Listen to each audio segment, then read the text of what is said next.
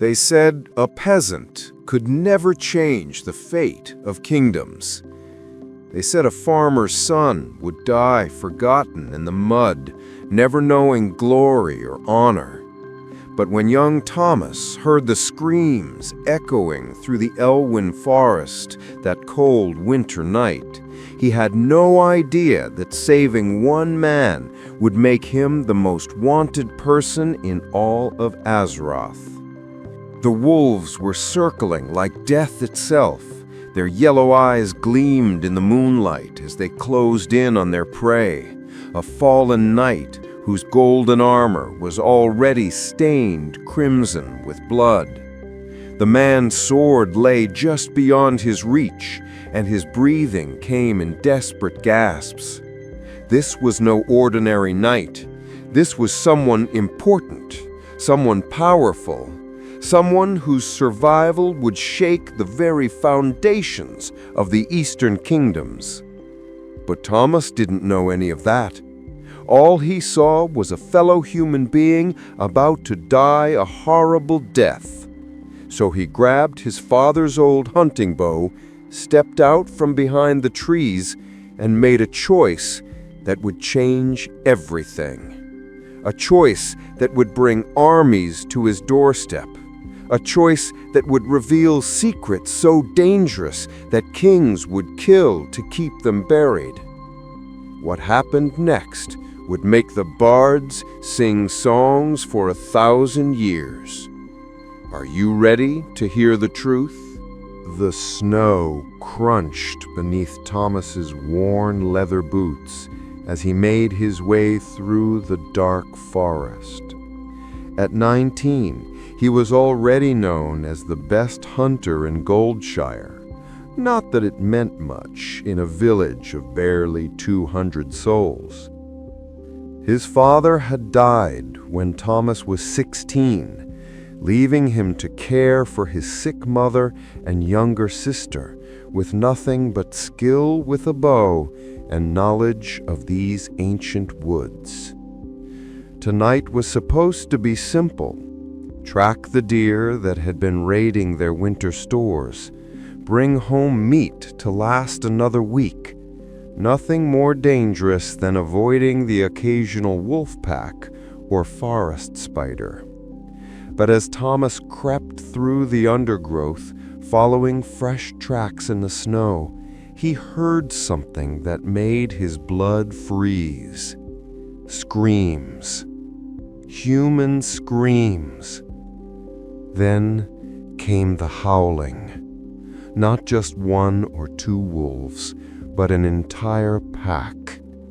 Their voices rose and fell in a haunting symphony that echoed off the massive oak trees.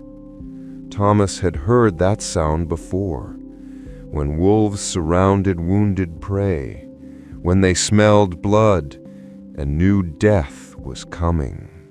Every instinct told him to turn around, to go home, to forget whatever poor soul was about to meet their end in the darkness. After all, what could one peasant do against a pack of elwyn wolves?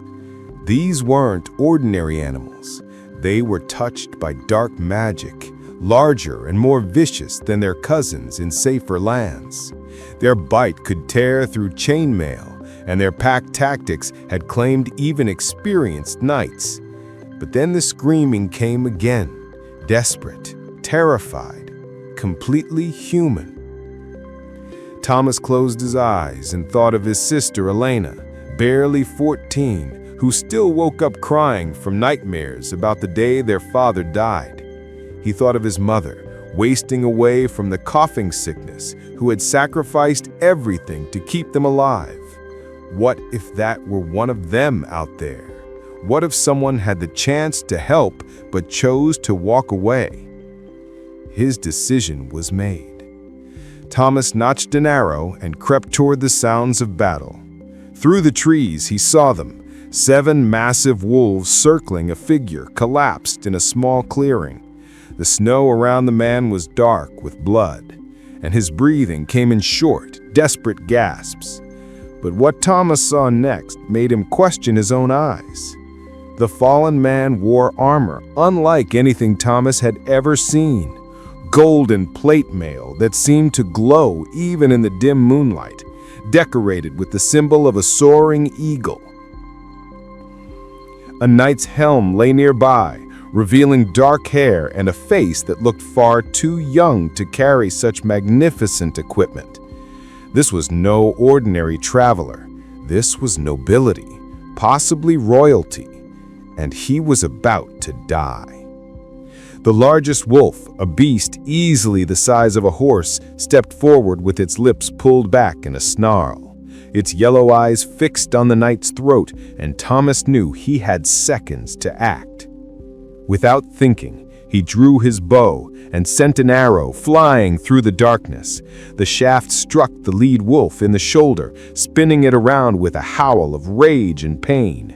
6 pairs of eyes immediately turned toward Thomas, and he realized he had just made a terrible mistake. He was about to face 7 bloodthirsty wolves with nothing but his father's old hunting bow and a handful of arrows. Time seemed to slow as the wolves turned their attention to this new threat.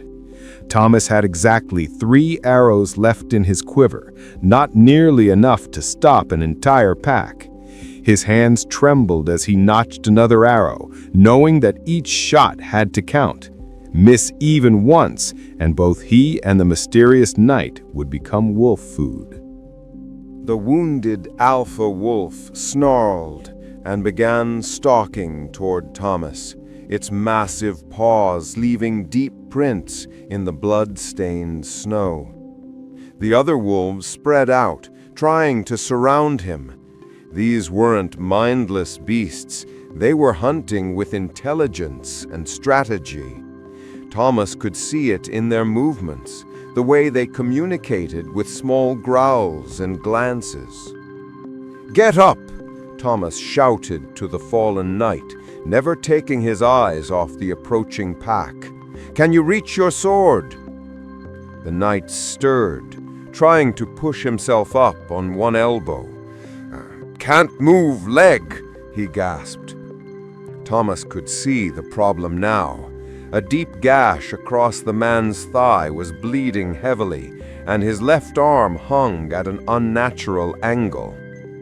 Even if the knight could reach his weapon, he was in no condition to fight.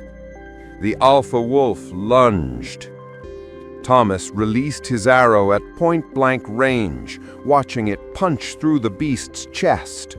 The wolf collapsed mid-leap, crashing into the snow just feet from where Thomas stood. But there was no time to celebrate. The remaining 6 wolves attacked as one, their coordinated assault designed to overwhelm him completely. Thomas rolled to the side as massive jaws snapped shut where his head had been a moment before. He came up running, diving behind a fallen log as another wolf sailed over him. 2 arrows left, 6 wolves remaining. The math was simple and terrifying. But then, something unexpected happened. The knight, despite his injuries, had managed to drag himself toward his sword. With tremendous effort, he wrapped his good hand around the weapon's hilt and managed to strike at one of the wolves from the ground. The blade caught the beast across its hindquarters, sending it scrambling away with a yelp. 5 wolves left. Thomas popped up from behind the log and put an arrow through the eye of the nearest wolf. The creature dropped instantly, but now he was down to his last arrow. 4 wolves remained, and they had learned to be more cautious. They began circling again, just out of easy bow range, waiting for the right moment to strike. That's when Thomas made another desperate decision. He threw down his bow and drew the small hunting knife from his belt, a blade better suited to skinning rabbits than fighting magical wolves. But sometimes courage isn't about having the right weapons. Sometimes it's about standing your ground when everything tells you to run." "Come on then," Thomas yelled, spreading his arms wide. "You want us? Come and take us." The wolves charged. What happened next would be burned into Thomas's memory forever. As the first wolf leapt toward him, the injured knight somehow found the strength to swing his sword in a wide arc, catching the beast in mid-flight. At the same moment, Thomas threw himself forward with his knife extended, taking the second wolf by surprise and driving the blade deep into its neck. The remaining two wolves hesitated, suddenly unsure. They had expected easy prey, not a coordinated defense from two determined fighters. In that moment of hesitation, Thomas grabbed a heavy branch from the ground, and the knight struggled to his feet, using his sword as a crutch. Standing back to back in the bloody snow, a peasant and a nobleman faced the last two wolves together. Class meant nothing now. Noble birth meant nothing. All that mattered was survival and the unspoken bond between two men who refused to give up. The final battle was brief but vicious. When it ended, 7 dead wolves lay scattered around the clearing, and 2 very different men stood alive in the snow, both breathing heavily and covered in blood. "Thank you," the knight whispered, finally collapsing back to his knees. "You saved my life." Thomas helped the injured man sit against a tree, examining his wounds by moonlight. "What's your name, Sir Knight? And what in blazes were you doing out here alone at night?" The knight looked up at him with eyes that seemed much older than his face. When he spoke, his voice carried the weight of secrets that could topple kingdoms. "My name is Marcus, Sir Marcus Lionheart, and I'm carrying a message that will either save the Alliance or destroy it forever." Thomas stared at the wounded knight in disbelief. Even a peasant from a tiny village like Goldshire knew the name Lionheart. They were one of the most powerful noble families in Stormwind, with bloodlines that traced back to the founding of the kingdom. Sir Marcus wasn't just any knight. He was cousin to King Varian Wren himself. You're actually..." Thomas stammered, suddenly aware that he was speaking to royalty while covered in wolf blood and holding a peasant's hunting knife. "Please," Marcus interrupted, wincing as he shifted position. "Right now, I'm just a man who owes you his life. Help me get to safety, and I'll explain everything." Thomas looked around the dark forest, calculating distances and dangers. His family's cottage was too far for an injured man to travel, but there was an old hunting cabin about half a mile north, a place his father had used during long hunting trips. It would have to do. As Thomas helped Marcus to his feet, supporting most of the knight's weight, he noticed something that made his stomach turn cold. The knight's golden armor bore fresh scratches that weren't from wolf claws. These were sword marks, deliberate and precise. Someone had been trying to kill Sir Marcus before the wolves found him. "Sir Marcus," Thomas said carefully, as they began their slow journey through the snow, "those marks on your armor, those aren't from wolves." Marcus was quiet for a long moment. His breathing labored as they picked their way between the trees. Finally, he spoke in a voice barely above a whisper. "You're very observant for a peasant. Yes, I was attacked by men before the wolves found me. My own men, actually. Knights I've served alongside for years. Brothers in arms who suddenly turned their swords against me when they learned what I discovered." Thomas felt his blood chill. "What did you discover?" "Something that certain people would kill to keep secret. Something about the war that's coming. A war that will make the conflicts with the Horde look like children's games." They reached the old cabin just as snow began falling again. Thomas helped Marcus inside and quickly got a fire going in the stone hearth. By flickering firelight, he could finally see the full extent of the knight's injuries. The leg wound was deep but clean. The broken arm could be splinted, but there were other cuts and bruises that told a story of a desperate running battle through the forest. As Thomas cleaned and bandaged the wounds with supplies from the cabin's old hunting kit, Marcus continued his story. 3 days ago, I was part of a diplomatic mission to Ironforge. Secret negotiations with the Dwarven Council about mining rights in Cosmodan. Nothing unusual, until I overheard a conversation I wasn't meant to hear. He paused, staring into the fire with haunted eyes. Lord Benedictus was there, the Archbishop of the Cathedral of Light himself, meeting in secret with representatives from the Twilight's Hammer cult. They were planning something called the Hour of Twilight, an event that would plunge all of Azeroth into eternal darkness. Thomas dropped the bandage he was holding. Everyone in the Alliance revered Archbishop Benedictus as a holy man, a beacon of light in a world full of shadows. The idea that he was working with a cult dedicated to ending the world was beyond comprehension. That's impossible," he whispered. "The Archbishop is the most trusted advisor to the king.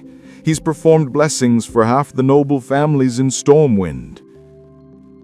"I thought the same thing," Marcus replied grimly, "until I saw him accept a payment of dark crystals from the cult leader, until I heard him give detailed information about Alliance troop movements and defensive positions. The man we've all trusted with our souls is selling us to the forces of the old gods." The implications hit Thomas like a physical blow. If the Archbishop was truly a traitor, then the entire Alliance leadership could be compromised. Every prayer, every blessing, every strategic discussion that had taken place in the cathedral could have been reported back to their enemies.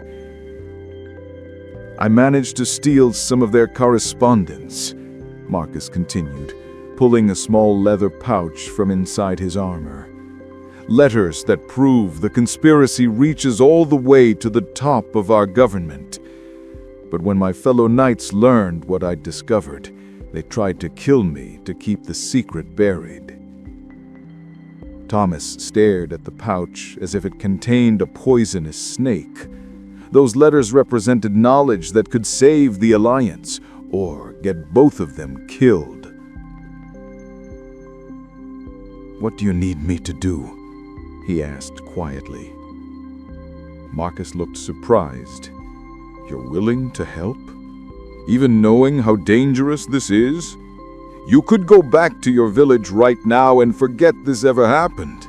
Live a peaceful life and let others fight these battles."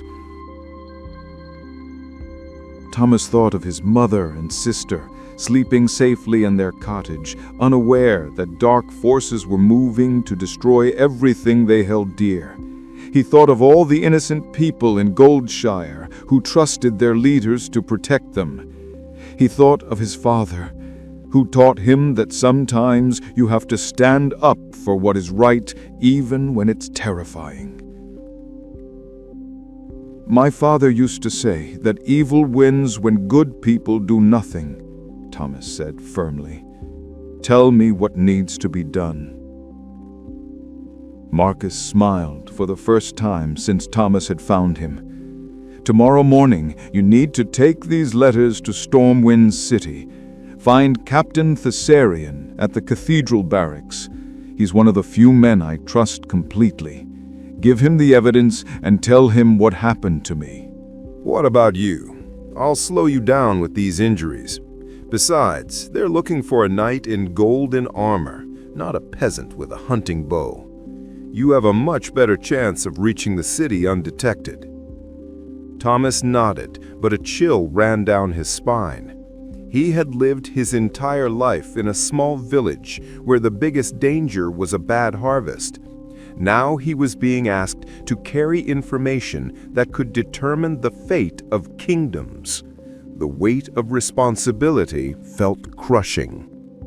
Outside the cabin, the wind began to howl through the trees, and Thomas couldn't shake the feeling that they were being watched, as if speaking of the conspiracy had somehow alerted dark forces to their presence. He was about to learn just how right that feeling was. Thomas barely slept that night. Every creak of the old cabin, every whistle of wind through the trees made him reach for his bow. Sir Marcus had fallen into an exhausted sleep despite his injuries, but Thomas remained awake, staring at the dying embers of the fire and thinking about the impossible task ahead of him. When dawn finally broke, painting the snow-covered forest in shades of gold and pink, Thomas prepared for the journey to Stormwind City.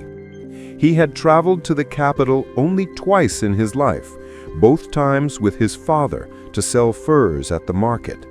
The city had seemed impossibly large and complex then. Now it felt like an alien world where danger lurked behind every shadow. Marcus was awake and alert despite his injuries, his noble training evident in how quickly he had recovered his composure. As Thomas prepared to leave, the knight pressed the leather pouch containing the evidence into his hands.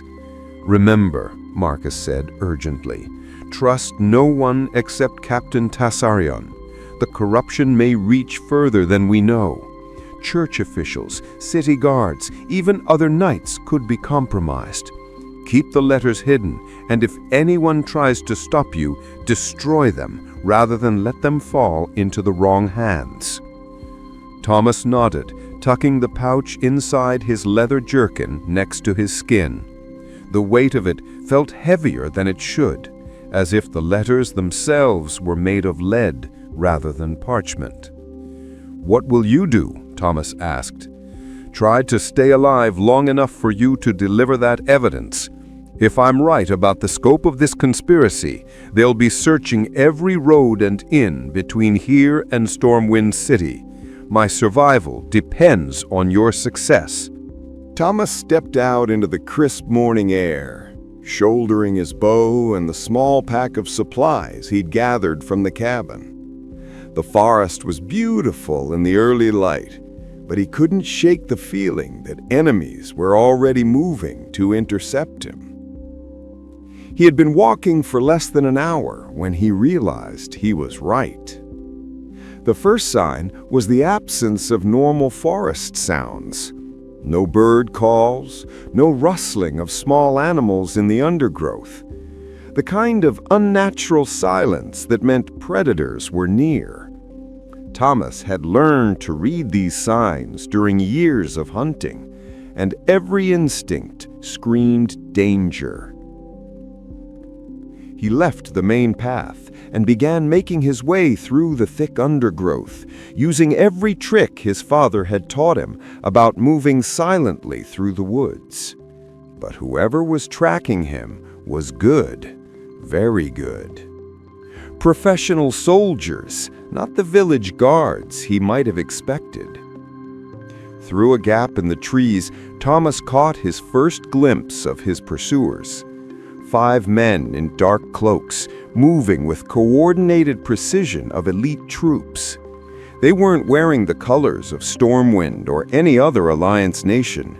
These were the kind of soldiers who worked in shadows, asking no questions and leaving no witnesses. Thomas's heart pounded as he realized the full implications. The conspiracy was real, and it was powerful enough to command professional assassins. These men hadn't been sent to capture him. They had been sent to kill him and recover the evidence he carried. Moving as quietly as possible, Thomas began a deadly game of hide-and-seek through the ancient forest. He used every advantage he could think of: his knowledge of the terrain, his ability to move silently, his skill at reading tracks and signs. But the assassins were skilled too, and they had the advantage of numbers. For 3 hours, Thomas played a desperate game of hide-and-seek among the massive oak trees and snow-covered undergrowth. Several times he came within yards of the searching soldiers, holding his breath as they passed by his hiding spot. Once he had to lie motionless in a frozen stream while boots crunched through the snow just feet from his head. But Thomas had one advantage his pursuers didn't expect. He wasn't just running from them, he was leading them into a trap. There was a place his father had shown him years ago, a natural formation where the forest floor dropped away into a steep ravine. The edge was hidden by overhanging snow and fallen branches, nearly invisible until you were right on top of it. His father had used it to trap deer during especially difficult winters, and Thomas was betting it would work on men as well. Thomas broke from cover and ran openly toward the ravine, making enough noise to ensure the assassins would follow. He heard shouts behind him as they spotted their target, followed by the sound of running feet. Perfect. At the last second, Thomas threw himself sideways and rolled behind a massive fallen log. 3 of the 5 assassins, running at full speed and focused entirely on their fleeing target, couldn't stop in time. They plunged over the hidden edge of the ravine with screams that echoed off the rocky walls. The remaining 2 assassins skidded to a halt just short of the edge, but Thomas was already moving. His bow sang twice, and 2 arrows found their marks with the accuracy born of years hunting game much more challenging than standing men. Suddenly, the forest was silent again. Thomas approached the edge of the ravine cautiously, looking down at the broken forms of the 3 soldiers who had fallen. All were dead or dying, their necks twisted at impossible angles. He felt sick at the sight, but also grimly satisfied. These men had come to kill him for trying to do the right thing. They had made their choice. But as Thomas turned to continue his journey to Stormwind, he realized his troubles were just beginning. If 5 professional assassins had been sent after him, there would be more. The roads would be watched, the city gates monitored. Getting the evidence to Captain Thessarian alive would require more than luck. It would require a miracle.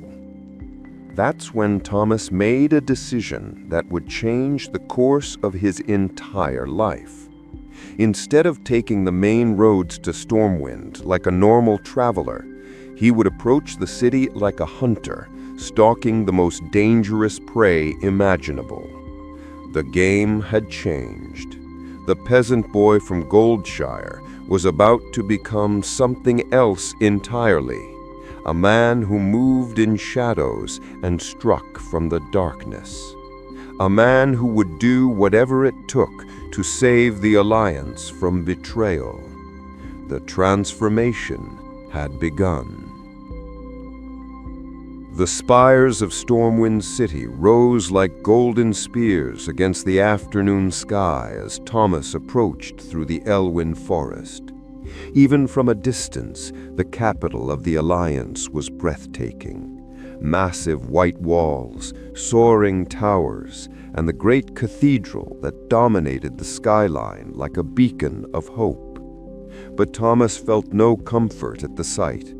Somewhere in that beautiful city, traitors were planning the destruction of everything those walls represented. Thomas had spent the better part of 2 days reaching the city, taking routes through the wilderness that only experienced hunters would know.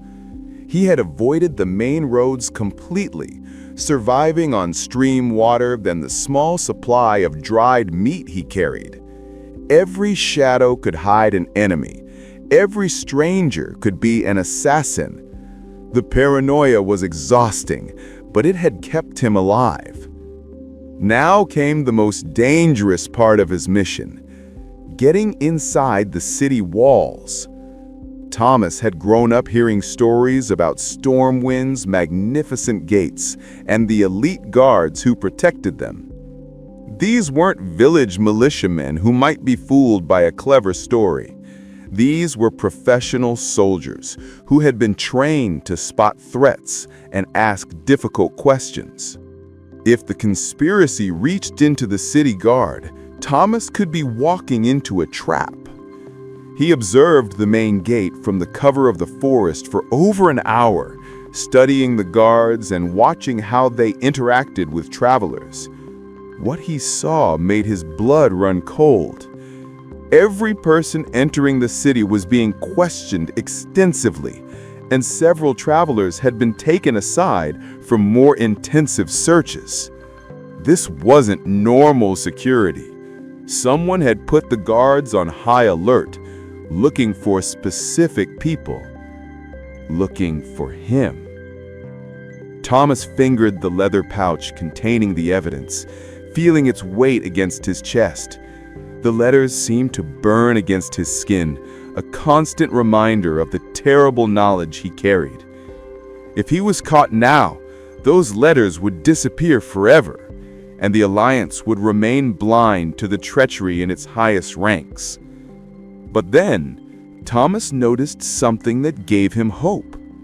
A group of farmers was approaching the gate with a wagon full of winter vegetables, the kind of supply delivery that happened every day. The guards were checking their cargo, but the search was routine, almost bored. These were local people the guards recognized, trusted merchants who had been making deliveries for years. Thomas made his decision.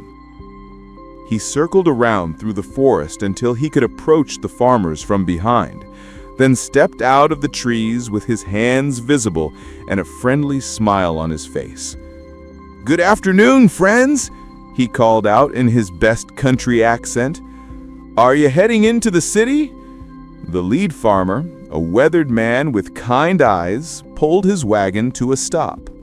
"Aye, lad, taking the last of the winter turnips to market. You look like you've been traveling hard. Are you all right?"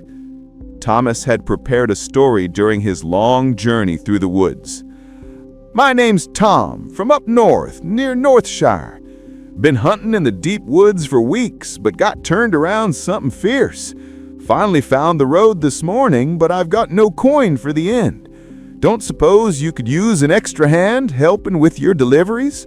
I'll work just for a hot meal and a place to sleep tonight." The farmer studied Thomas's appearance, the worn leather clothes, the hunting bow, the honest face marked by exhaustion and worry. Everything about Thomas screamed harmless country boy, which was exactly the impression he wanted to create. "Well, you look strong enough," the farmer said finally, "and my back isn't what it used to be. Hop on the wagon, Tom, but mind you work hard for your supper." Thomas climbed onto the wagon with a grateful smile, but inside his heart was hammering. The guards at the gate would be looking for a peasant traveling alone, not a farm worker making deliveries with a trusted merchant. It was a simple deception, but sometimes simple was best. As they approached the massive gates of Stormwind, Thomas forced himself to act naturally. He helped adjust the cargo, made small talk with the other farmers, and generally tried to blend into the background. But he could feel the weight of the guards' suspicious eyes as they approached the checkpoint. "Morning, Jacob," one of the guards called out to the lead farmer. "What you got for us today?" "Just turnips and wintergreens, Captain Morris, though prices are going up something fierce with all the trouble on the roads lately." Captain Morris nodded grimly. "We've had reports of bandits and worse in the forest. You farmers need to be careful out there." His eyes swept over the workers on the wagon, pausing briefly on Thomas. "New helper, Jacob?" "Found him on the road this morning. Good strong back and he works cheap. You know how it is. Can't afford to hire full-time help these days." The guard captain studied Thomas more carefully, and Thomas felt sweat begin to form despite the cold air. Had his disguise been penetrated? Did the captain recognize his face from a wanted poster? "You look familiar, boy. What you say your name was?" Thomas's mouth went dry, but he forced himself to speak in the same country accent. "Tom, sir. Tom Miller from up Mothshire way. Probably just got one of them faces, you know. People always say I look like their cousin or their neighbor's boy." The captain continued staring for what felt like an eternity. Thomas was sure he was about to be arrested, the evidence discovered, and the conspiracy allowed to continue. But then Captain Morris shrugged and waved them through. "All right, Jacob, get your vegetables to market before they freeze. And you, Tom, stay out of trouble in the city. We've got enough problems without country boys getting mixed up in things they don't understand." Thomas nodded respectfully and managed to not collapse with relief until they were well inside the city walls. He had done it. He was inside Stormwind, carrying evidence that could save the Alliance. Now he just had to find Captain Thessarian and pray that Sir Marcus had been right about the man's loyalty. But as the wagon rolled through the crowded streets toward the market district, Thomas noticed something that made his newly won confidence evaporate. Posted on walls and bulletin boards throughout the city were wanted posters bearing a surprisingly accurate sketch of his face. The net was closing around him, and he was walking directly into the spider's web. The Cathedral of Light rose before Thomas like a mountain of white stone and gold, its twin spires reaching toward the heavens as if trying to touch the face of the divine. Even in his desperate circumstances, Thomas couldn't help but feel a sense of awe at the magnificent structure. This was the spiritual heart of the Alliance, the place where kings came to pray and common soldiers received their final blessings before battle. It was also, if Sir Marcus was right, the headquarters of the most dangerous traitor in the Alliance. Thomas had parted ways with the farmers at the market, thanking them profusely for their help, while carefully avoiding giving them his real name. The wanted posters throughout the city made it clear that someone powerful was very eager to find him, and he couldn't risk involving innocent people in his mission. Finding the cathedral barracks had been easier than expected. Every citizen he asked for directions was happy to point him toward the military district adjacent to the great cathedral. But actually getting inside to find Captain Thessarian would be much more challenging. The barracks were heavily guarded, and Thomas doubted his farm worker disguise would get him past elite cathedral guards. As he studied the problem from the shadows of a nearby alley, Thomas noticed something that made his situation even more complex. Several of the guards at the barracks entrances were wearing small silver pins on their uniforms, pins bearing the same twisted symbol he had seen in his nightmares since reading Sir Marcus's stolen letters, the mark of the Twilight's Hammer cult. The corruption ran deeper than anyone had imagined. Thomas spent the afternoon observing the pattern of guard changes and looking for any opportunity to get inside undetected. As evening approached, he noticed that a side entrance to the barracks was used by servants and support staff, cooks, cleaners, and message runners who kept the military complex functioning. These people received much less scrutiny from the guards, and Thomas began to form a desperate plan. When full darkness fell, Thomas made his move. He had observed that kitchen staff left through the side entrance around 8 o'clock each evening, their workday completed. Thomas positioned himself near the entrance and waited for the right moment. A young woman emerged from the barracks carrying an empty market basket, clearly heading home after a long day of cooking for the soldiers. Thomas stepped out of the shadows, making sure to look harmless and desperate rather than threatening.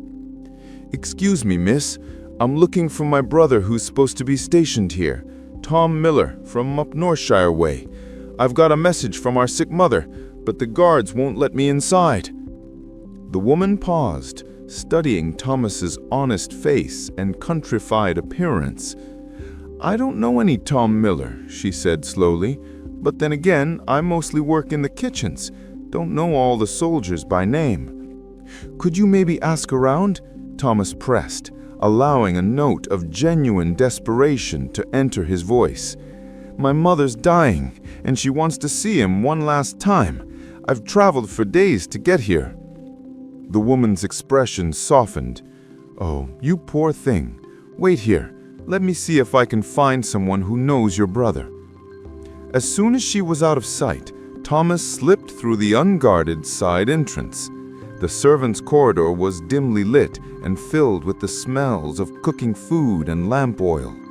Thomas moved quickly but quietly, searching for some way to locate Captain Thessarian without alerting the entire barracks to his presence. That's when he heard voices coming from a nearby room, voices speaking in hushed, urgent tones about subjects that made Thomas's blood freeze. "The peasant must be found before he reaches anyone in authority. The Archbishop's orders were very clear. No witnesses to our activities can be allowed to survive." "What about the knight? Sir Marcus is still missing, and he knows far too much." The Archbishop has sent special hunters to deal with him, but the peasant is our primary concern. He's somewhere in the city, and he's carrying evidence that could expose our entire operation. Thomas pressed himself against the wall, hardly daring to breathe. Through a crack in the door, he could see two men in Cathedral Guard uniforms examining a map of the city. Both wore the twisted silver pins that marked them as members of the conspiracy. "Captain Thessarian has been asking uncomfortable questions," the first voice continued. "He's been investigating reports of suspicious activity among the cathedral staff. The Archbishop thinks he may need to be eliminated as well." Thomas's heart sank. If Captain Thessarian was under suspicion, then approaching him could be walking into a trap. But who else could Thomas trust with the evidence? Sir Marcus had specifically said to trust no one else. The conversation continued, but Thomas had heard enough. He backed away from the door as quietly as possible, his mind racing. The conspiracy was even more extensive than Sir Marcus had realized. Cathedral guards, military officers, possibly even Captain Thessarian himself could be compromised. But then Thomas heard something that changed everything. From deeper in the barracks came the sound of fighting, the clash of steel on steel, and angry shouts. Someone was battling multiple opponents and doing it with considerable skill. The sound was coming from the direction of the officers' quarters, and Thomas had a sudden, desperate hope. If Captain Thessarian was truly loyal, and if he was under attack by conspirators, then Thomas might have found his opportunity. Moving through the confused corridors toward the sound of battle, Thomas prepared to make the most important gamble of his life. When he reached the officers' quarters, what he saw confirmed his wildest hopes and worst fears. A tall man in captain's insignia was fighting desperately against 4 attackers, all wearing the silver pins of the conspiracy. The captain was skilled, but he was outnumbered and being driven back toward a window. Thomas didn't hesitate. His bow sang twice, and 2 of the attackers dropped with arrows in their backs. The captain took advantage of the distraction to dispatch a 3rd opponent with a brilliant sword thrust, leaving only 1 conspirator standing. "Who are you?" the surviving attacker snarled, turning toward Thomas with blood-covered blade. "Someone who believes in doing the right thing," Thomas replied, notching another arrow. The conspirator lunged forward, but Thomas was ready. His 3rd arrow took the man in the chest, dropping him beside his companions. In the sudden silence, Thomas found himself face to face with the man he hoped was Captain Thessarian. "Thank you," the captain said, breathing heavily. "But how did you know to help me? And who are you?" Thomas made his decision. He pulled out the leather pouch containing Sir Marcus's stolen evidence and held it out to the captain. "My name is Thomas, and I carry a message from Sir Marcus Lionheart. He said to trust no one but Captain Thessarian with information that could save the Alliance from betrayal." The captain's eyes widened as he saw the familiar seal on the letters. "Marcus is alive! Thank the light! I thought the worst when he didn't return from his mission." He looked more carefully at Thomas. "You're the peasant they've been searching for, the one who saved Marcus from the wolves." Thomas nodded. "And you're Captain Thessarian?" "I am. And thanks to you, I'm still alive to receive this evidence." Thessarian began examining the letters with growing alarm. "Sweet light of creation, this is worse than I feared. The corruption reaches all the way to Archbishop Benedictus himself." "What do we do now?" Thomas asked. Captain Thessarian looked up from the letters with grim determination. "Now we prepare for war. Because when the king sees this evidence, heads are going to roll, starting with the most trusted advisor in the Alliance." But even as he spoke, Thomas could hear the sound of running feet in the corridor outside. Their fight had attracted attention, and more conspirators were coming. The battle for the soul of the Alliance was about to begin. "This way." Captain Thessarian grabbed Thomas by the arm and pulled him toward a hidden door behind a tapestry. "There's a secret passage that leads directly to the throne room. We need to get this evidence to King Varian before the conspirators can stop us." Thomas followed the captain through a narrow stone corridor, lit only by flickering torches. Behind them, he could hear the sounds of pursuit, shouting voices and heavy boots on stone floors. The conspirators had discovered the bodies in the officers' quarters and realized their plans were in jeopardy. "How many of them are there?" Thomas asked as they hurried through the winding passage. "Too many," Thessarian replied grimly. "The corruption has spread through every level of our government. Cathedral guards, city officials, even some of the king's own advisors. We're about to expose a conspiracy that could bring down the entire alliance." The passage ended at an ornate door marked with the royal seal of Stormwind. Thessarian pressed his ear against the wood, listening carefully before slowly opening it. They emerged into a small antechamber adjacent to the throne room, where the sounds of a formal court session could be heard through the great doors. "The king is holding evening court," Thessarion whispered. "Perfect timing. All the major nobles and officials will be present. When we reveal this evidence, everyone will see the truth at once." But as they approached the throne room doors, Thomas noticed something that made his stomach clench with fear.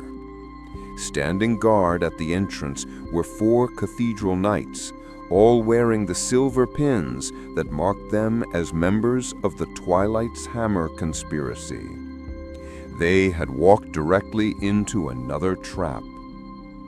"Captain Thessarion," one of the guards called out with false friendliness, "what brings you to evening court, and who is your companion?" Thomas could see the captain's hand move subtly toward his sword hilt. "Royal business," Thessarion replied evenly. "Stand aside." "I'm afraid that won't be possible," the guard replied, his own hand now openly resting on his weapon. "The Archbishop has issued specific orders regarding certain security concerns. No one enters the throne room without his personal approval." The trap was closing around them, and Thomas realized they only had seconds before the conspirators made their move. But then inspiration struck. If the evidence couldn't be delivered privately, perhaps it could be revealed publicly in a way that no conspiracy could stop. Thomas stepped forward with his hands raised peacefully, but his voice carried clearly down the corridor. "Citizens of Stormwind, I bring evidence of treason against the Alliance. Archbishop Benedictus is a traitor working with the Twilight's Hammer cult." The effect was immediate and dramatic. Conversations in the throne room stopped abruptly, replaced by gasps of shock and confusion. The great doors burst open as nobles and officials rushed out to see what was happening. The conspirators had no choice but to act. Steel rang against steel as the corrupted guards drew their weapons, but Captain Thessarion was ready for them. His blade flashed in the torchlight, striking down 2 of the attackers before they could fully clear their scabbards. Thomas found himself in another desperate fight, but this time he wasn't alone. Several loyal guards who had heard his accusations joined the battle, creating chaos in the corridor outside the throne room. In the confusion, Thomas saw his chance. He broke free from the melee and ran directly into the throne room, still carrying the precious evidence. What he saw there made him stumble to a halt in amazement. The throne room of Stormwind was even more magnificent than he had imagined. Massive columns of white marble stretched up to a vaulted ceiling painted with scenes of Alliance victories. Stained glass windows cast colored light across the polished floors, and at the far end of the hall, King Varian Wren sat upon the lion throne, his powerful presence commanding respect from every person in the room. But it was the man standing beside the throne who made Thomas's blood run cold. Archbishop Benedictus himself, wearing robes of pure white and a serene expression that betrayed nothing of his true nature. The traitor was so close to the king that he could strike at any moment. "Your Majesty," Thomas called out, his voice echoing off the stone walls, "I carry evidence of treason at the highest levels of our government." The king's eyes fixed on Thomas with the intensity of a hunting hawk. King Varian had not survived wars with the Horde, assassination attempts, and political intrigue by being slow to recognize danger. He gestured for silence, and the entire throne room fell quiet. "Speak," the king commanded, in a voice that brooked no argument. Thomas pulled out the leather pouch containing Sir Marcus's stolen letters and held them high for everyone to see. These documents prove that Archbishop Benedictus has been selling Alliance secrets to the Twilight's Hammer cult. He has been planning something called the Hour of Twilight, an event that will destroy everything we hold dear. A collective gasp went up from the assembled nobles. Several people began talking at once, their voices rising in shock and disbelief.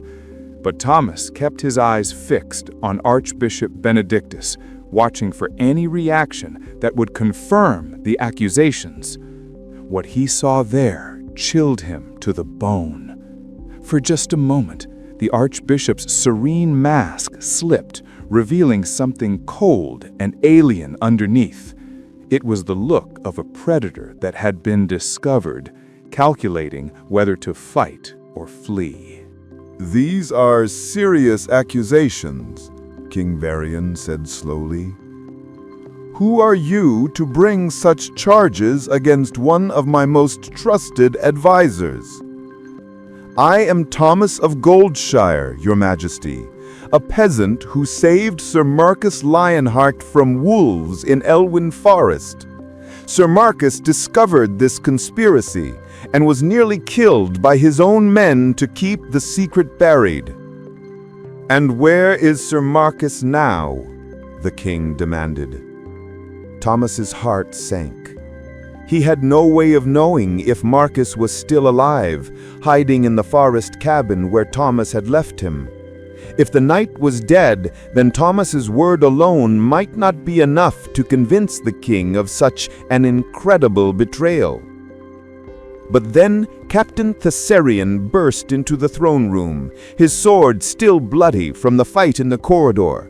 "Your Majesty," he called out, "this man speaks the truth. I have just been attacked by cathedral guards wearing the symbols of the Twilight's Hammer cult. The conspiracy is real, and it reaches into the very heart of our government." The king's expression grew thunderous. "Let me see those documents." Thomas approached the throne with trembling hands, but before he could present the evidence, Archbishop Benedictus made his move. With shocking speed for a man of his age, the archbishop drew a curved dagger from beneath his robes and lunged toward the king. What happened next would be remembered in the history books for centuries to come. Thomas, acting on pure instinct, threw himself between the blade and the king.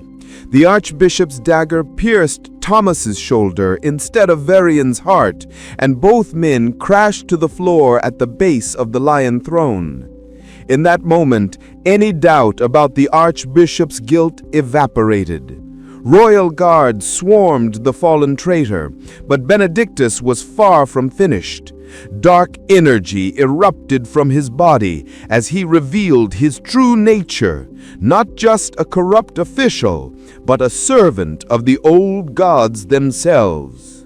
"Fools!" the archbishop snarled, his voice now carrying otherworldly power. "You think you can stop the hour of twilight? The old gods have already won. This world will burn, and from its ashes will rise a new order of eternal darkness."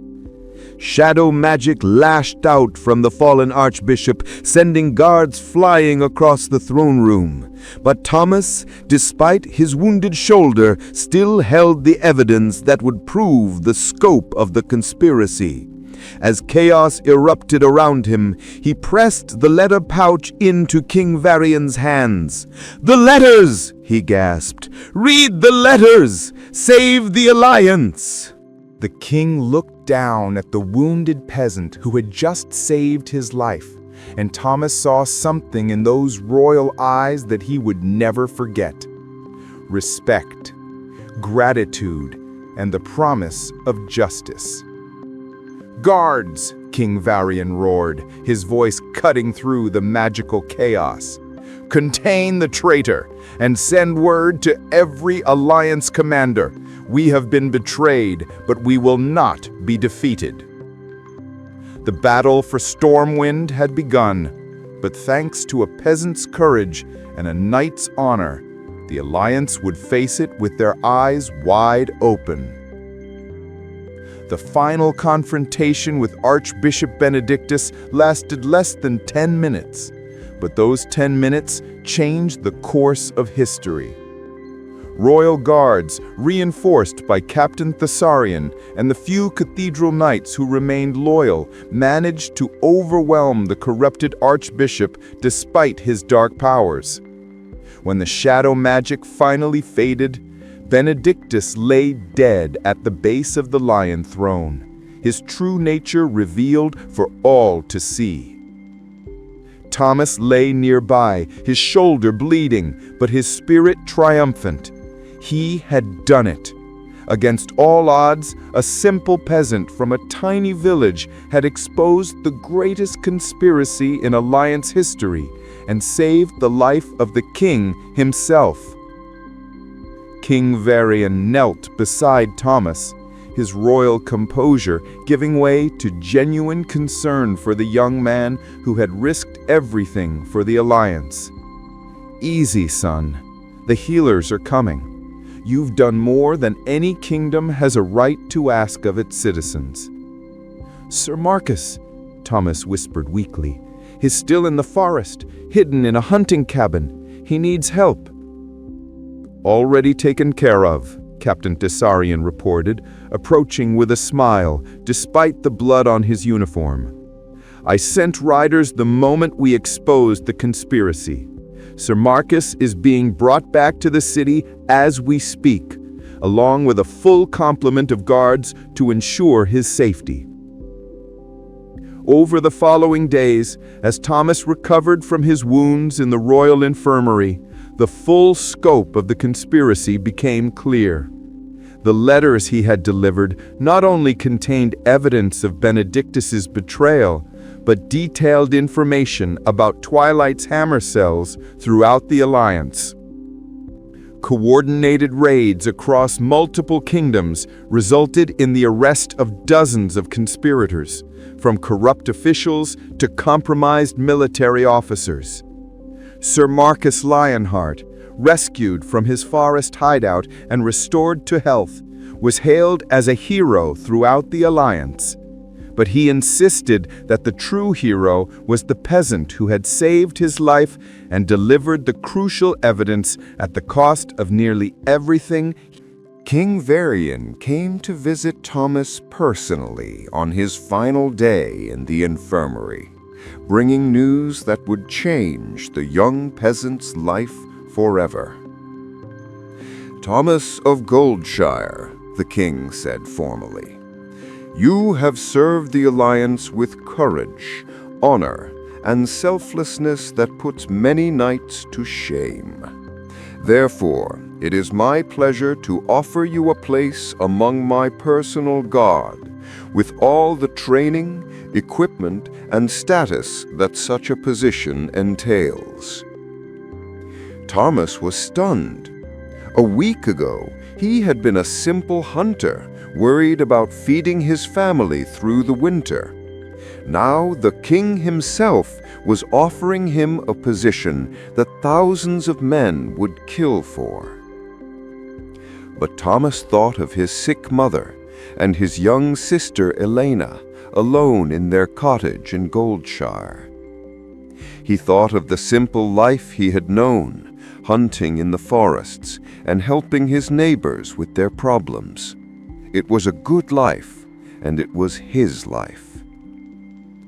"Your Majesty," Thomas said carefully, "I'm deeply honored by your offer, but my family needs me, and I think I can serve the Alliance best by returning to my village. Not every threat to our people comes from grand conspiracies. Sometimes evil is just bandits on the road, or corrupt tax collectors, or monsters in the forest. Someone needs to stand guard against those smaller dangers too." King Varian studied Thomas for a long moment, then nodded with what might have been approval. Spoken like a true hero. Very well, Thomas of Goldshire, return to your village with my blessing. But know this, you will always have a place at my court, and the Alliance will always remember what you did here. The king reached into his robes and withdrew a small item that made Thomas's eyes widen. It was a silver medallion bearing the royal seal of Stormwind, the kind worn by the king's most trusted agents. This will identify you as a friend of the crown. Show it to any Alliance official, and they will know that you speak with my authority. Use it wisely, but don't hesitate to use it when justice needs a champion. Thomas returned to Goldshire 3 days later, riding a horse provided by the royal stables and carrying supplies that would see his family through the remainder of winter. The villagers barely recognized the confident young man who had left as a simple hunter and returned as something far greater. But the most important reunion was with his mother and sister Elena. When Thomas walked through the door of their cottage, Elena threw herself into his arms with tears of joy, while his mother wept openly at the sight of his son alive and whole. "I was so worried," his mother whispered. "When you didn't come home, I feared the worst. The whole village has been talking about strange happenings in Stormwind, armies on the move, rumors of some great conspiracy." Thomas smiled and held his family close. "The conspiracy is finished, Mother. The Alliance is safe, and we're going to be fine." Over the following months, Thomas settled back into village life. But it was different now. He was different.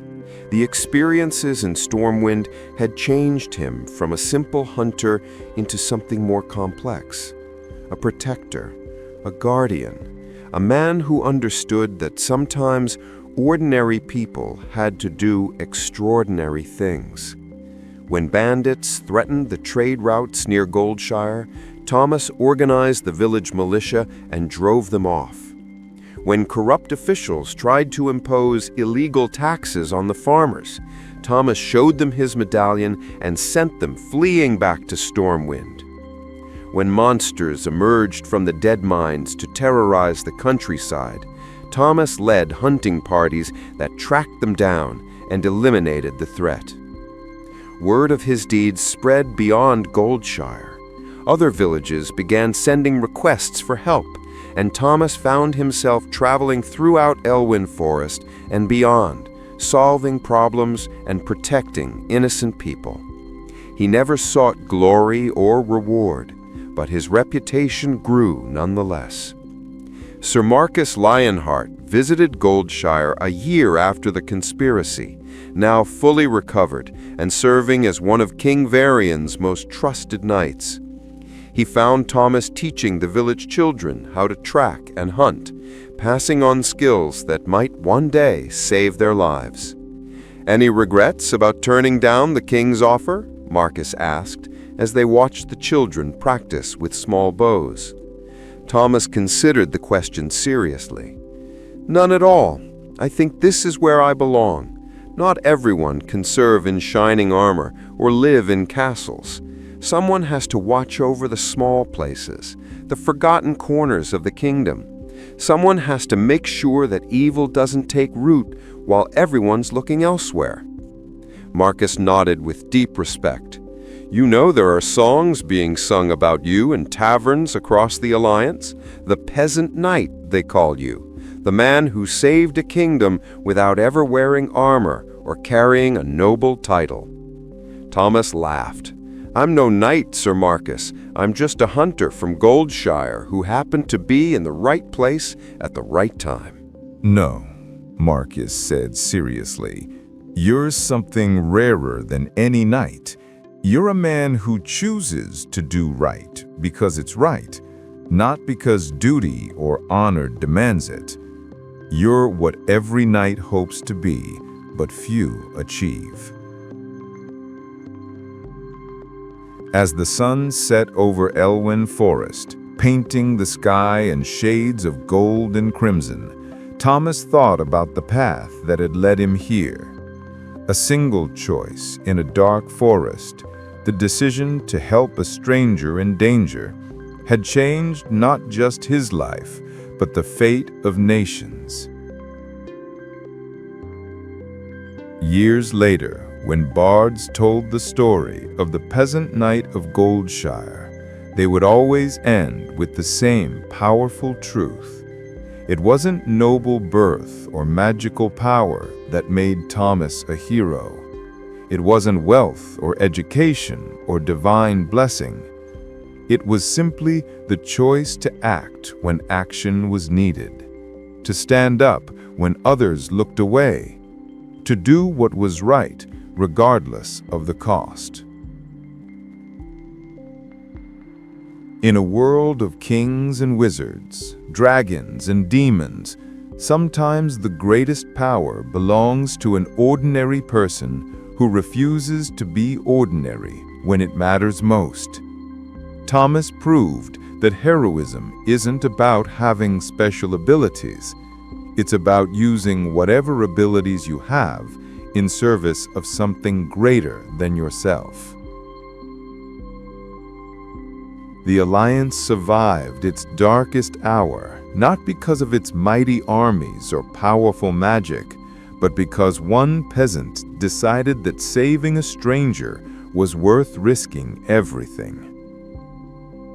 In that choice, Thomas showed us the truth that evil fears most, that good people will always find a way to stand against the darkness, no matter how humble their origins or how great the odds against them. Real strength doesn't come from the sword in your hand or the armor on your back. It comes from the courage in your heart and the willingness to act when conscience calls. That lesson, learned in the snows of Elwyn Forest and proven in the throne room of Stormwind, echoes through the ages as a reminder that heroes can come from anywhere, and that sometimes they come from exactly where the world needs them most.